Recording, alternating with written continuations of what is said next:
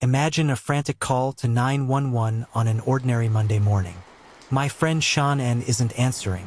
She's pregnant, has medical issues. Her car's here, shoes by the door, but no one's home. Please, something's wrong. The voice belongs to Nichol Kessinger, Shanann Watts' close friend.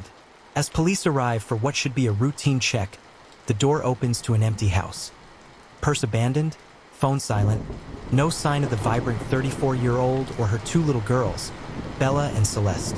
Husband Chris Watts rushes in, his story unraveling under scrutiny.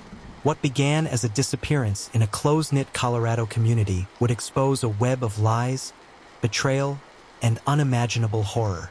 This is the case that shocked the nation, the vanishing of Shanann Watts, leading to an unexpected suspect. Welcome to Crime Whisperer.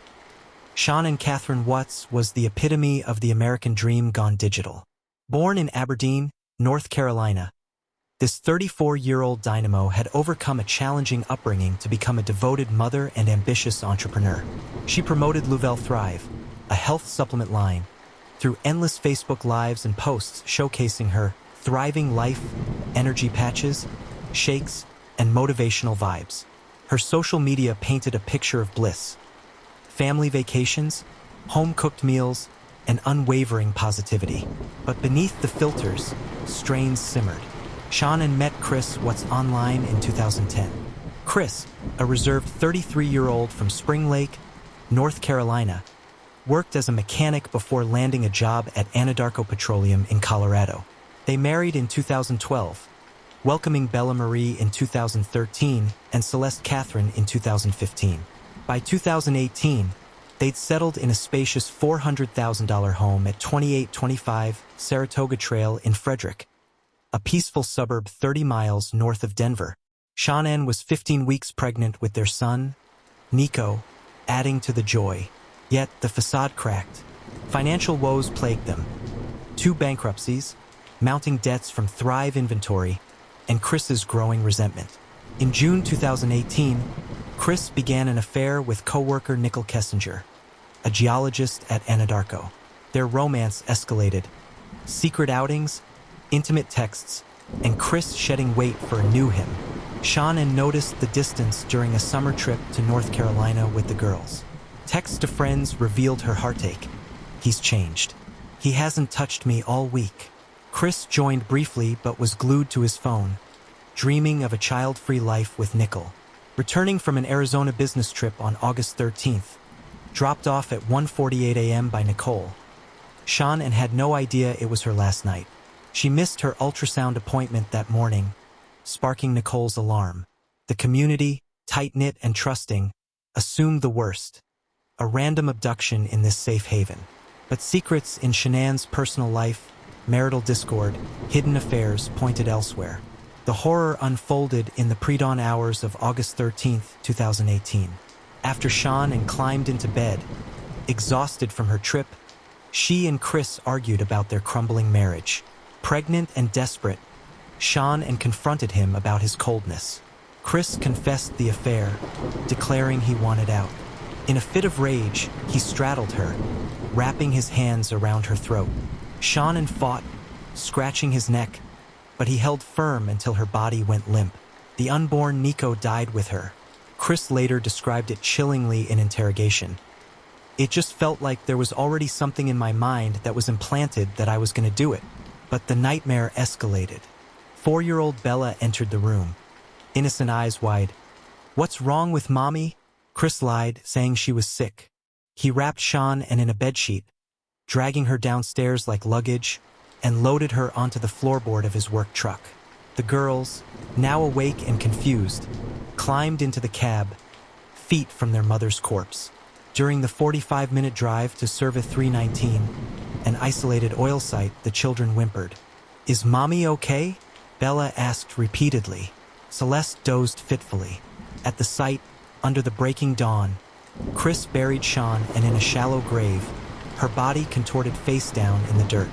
Then, turning to the girls, who had witnessed it all, he smothered Celeste with her beloved blanket, her tiny struggles fading. He dropped her through an 8-inch hatch into a crude oil tank. Bella, terrified, begged, "Daddy, no. Is the same thing gonna happen to me as Cece?" Chris coldly affirmed, smothering her too, her final scream echoing as he disposed of her in the adjacent tank. The oil engulfed them, a macabre attempt to erase the evidence. Chris scattered tools to mimic a routine visit, then drove away, the metallic tang of petroleum lingering in the air like guilt. The probe began with Nichole's 911 call around noon on August 13th. Officer Nick Coonrod arrived, noting Chris's arrival and his claim, "She took the kids to a friend's," but clues suggested otherwise. Shanann's untouched purse, phone, and medications, car seats in place. Neighbor Nate's surveillance showed Chris loading his truck suspiciously at 5:27 a.m. No sign of the family leaving. As flyers spread and the community searched, suspicions mounted. Chris's TV plea, "If somebody has her, just bring her back," rang hollow, his demeanor flat. On August 15th, a polygraph at Thornton Police Department exposed lies. Agent Tammy Lee pressed, "You failed." Chris first blamed Shanann, claiming he saw her strangling the girls on the baby monitor and killed her in retaliation. But inconsistencies piled up, no wounds on Shanann, pristine home. Nichol Kessinger's tip revealed the affair. Passionate texts, Chris's promises of a future. Digital forensics uncovered deleted searches like how to prepare for anal sex and emotional queries about love. With his father Ronnie present, Chris confessed fully. The strangulation, the drive, the girls' pleas. GPS data confirmed the oil site route. Drones spotted disturbed soil. On August 16th, bodies were recovered, Shanann from the grave, the girls from the tanks, oil coating their skin. Autopsies confirmed asphyxiation. The random violence theory shattered. The suspect was the grieving husband. Arrested August 16th, 2018, Chris faced charges. 3 first-degree murders, plus Nico, tampering with bodies.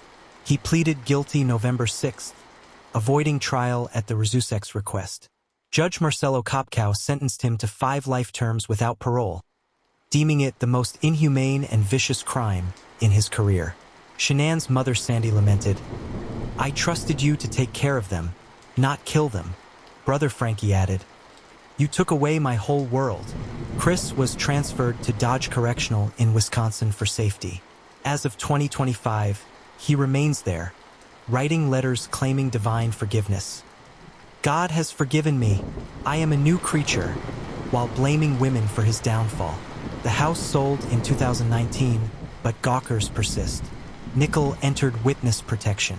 Shanann's legacy lives through anti-domestic violence foundations, highlighting red flags like isolation and affairs.